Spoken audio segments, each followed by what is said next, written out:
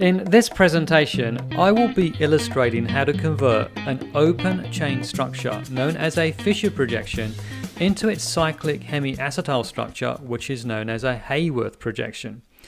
The example I will be using is the monosaccharide D-galactose.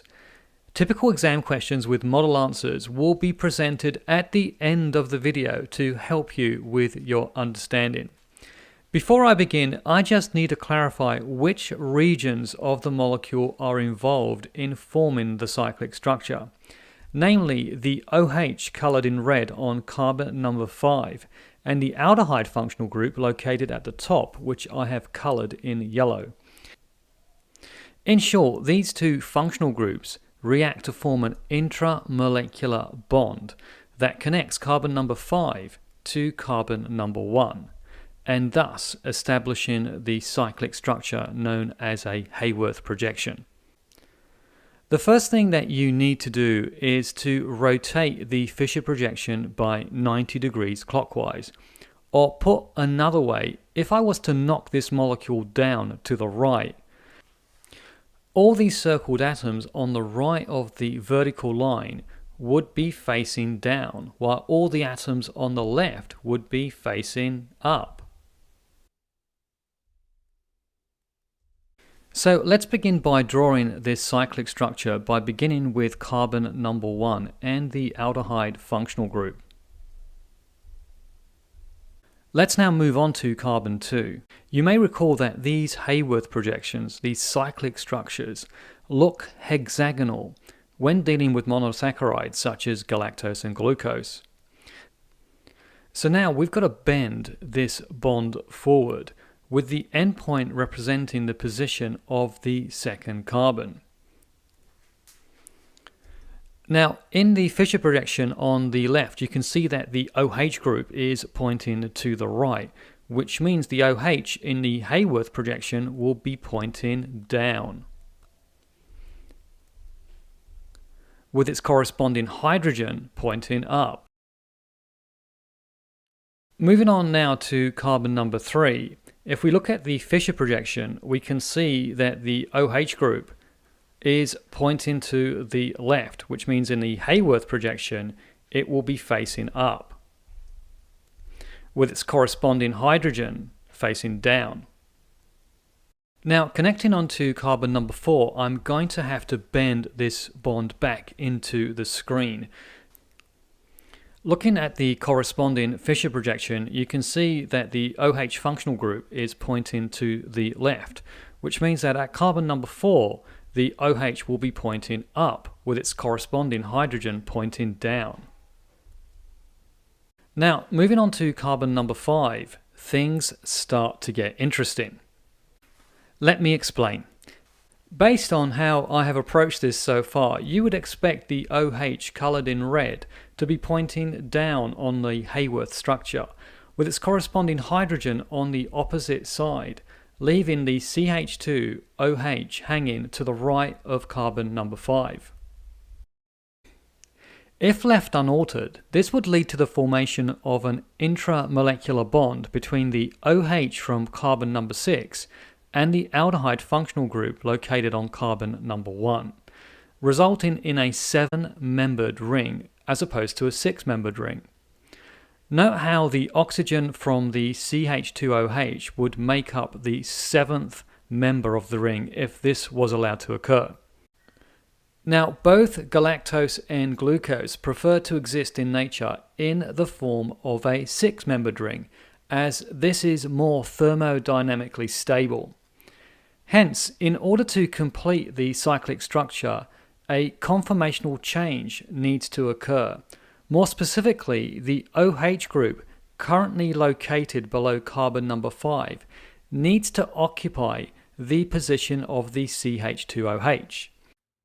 Fortunately, single covalent bonds are able to rotate around their central axis, and more specifically, in this case, around carbon 5. This results in the following conformational structure. Now in its new position, this single OH is able to interact with the aldehyde group from carbon number 1.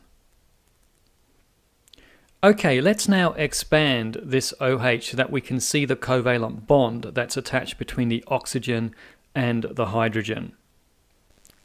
Let's now draw the two lone pairs or non-bonding electrons that reside on the oxygen. Now, this delta negative oxygen is attracted to the delta positive carbon within the aldehyde functional group. The oxygen donates one of its lone pairs to the carbon, creating a covalent bond that completes the ring structure.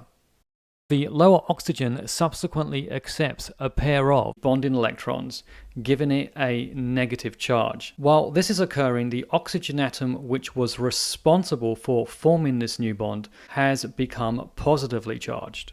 In order to rectify this, it takes both electrons from the covalent bond that attaches it to the hydrogen. This breaks the bond and forms a positively charged ion, which subsequently attacks the negatively charged oxygen on the other side.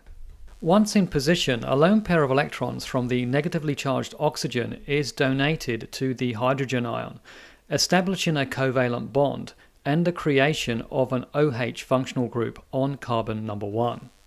A couple of examinable points that you need to be aware of regarding the formation of the cyclic structure. First of all, the new bond linking the oxygen from carbon number 5 to carbon number 1 leads to the formation of a new center of chirality on carbon 1 and is termed the anomeric carbon. Recall that in order to have a chiral carbon center, that carbon needs to be attached to 4 different substituents. Note how the corresponding carbon within the Fischer projection was not chiral, as it was only attached to 1, 2, and 3 substituents or groups of atoms. In addition, you may recall that the intersections between vertical and horizontal lines within the Fischer projection indicate the positions of chiral carbons, and more specifically on carbon number 2, 3, 4, and 5, giving a total of 4 chiral carbons within the open chain structure. The Haworth projection, however, has a total of 5 chiral carbons located at positions 1, 2, 3, 4, and carbon number 5. So in short, the general rule is that cyclic structures have one more chiral carbon than their corresponding open chain structure for monosaccharides. So when we move from a Fischer projection to a Haworth projection, we increase the number of chiral carbon centers by 1. You also need to be aware of the relative position of the newly formed OH group on the anomeric carbon and whether it is on the same or opposite side of the ring to that of the CH2OH group. The current illustration depicts the OH pointing down and is on the opposite side of the ring to the CH2OH group. The key words here are on opposite side. In this case, it would be labeled the alpha anomer and would be called alpha D-galactose. So once again, if these two groups are on opposite sides of the ring, the molecule is labeled the alpha anomer. If, however, the OH was pointing up and therefore on the same side of the ring as the CH2OH, the key words here being same side, it would be classified as the beta anomer and it would be labeled beta D-galactose. Using the relative positions of these two groups and whether they are on the same or opposite side of the ring allows you to correctly label both D and L isomers of monosaccharides. To illustrate the utility of this method, have a look at the following example. Here is an illustration of the cyclic structure for L-galactose. You will quickly see that the CH2OH group is below the ring and therefore pointing down. Okay, so how would you go about labeling this molecule? Would it be beta or alpha? Using the same versus opposite side method, you can see that the OH on carbon number 1 is on the opposite side of the ring to the CH2OH, or put another way, the OH is facing up and the CH2OH is facing down. Recall when they are facing on opposite sides of the ring, this makes it the alpha anomer.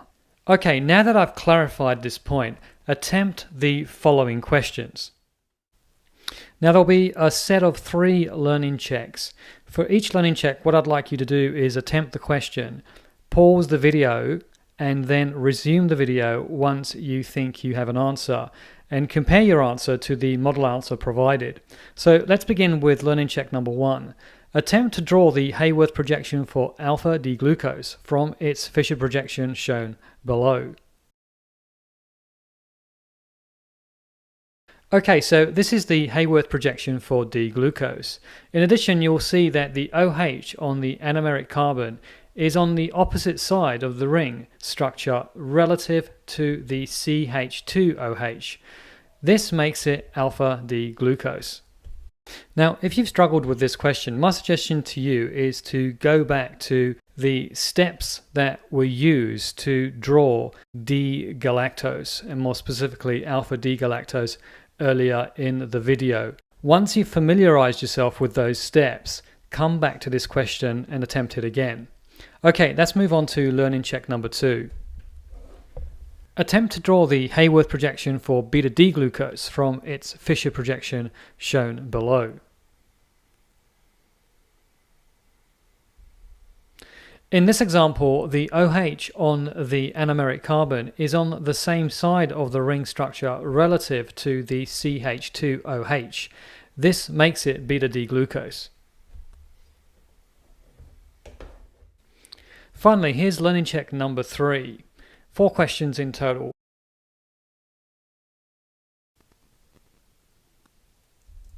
And here are the answers. So for question 1, it was 4, question 2, 5, and question 3, the new bond linking the oxygen from carbon 5 to carbon number 1 leads to the formation of a new center of chirality, and more specifically on carbon 1 is termed the anomeric carbon.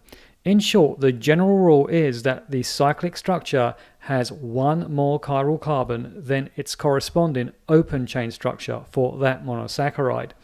Finally, with question number 4, if the OH on the anomeric carbon is facing on the opposite side of the ring to the CH2OH, this makes it an alpha anomer.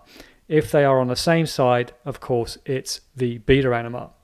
Now, this brings me to the end of this presentation. I hope you have found it a useful addition to my other earlier presentations on how to convert Fischer projections into Haworth projections for monosaccharides such as glucose and galactose.